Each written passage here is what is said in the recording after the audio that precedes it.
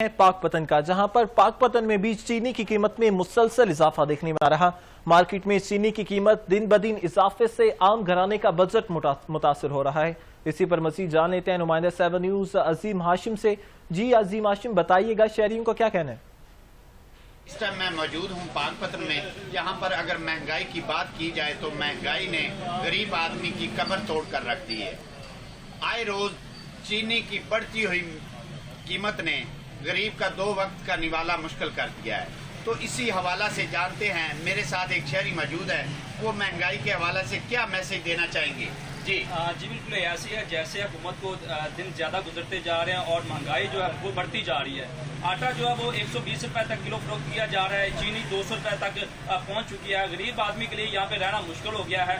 तो हमारी आला हुकाम से ये अपील है कि इस बात का नोटिस लिया जाए और जो प्राइस कंट्रोल कमेटियाँ तश्कील दी गई हैं उनको ये टास्क दिया जाए कि प्राइस कंट्रोल करने में अहम किरदार अदा करे और गरीब आदमी के लिए रिलीफ फराहम किया जाए।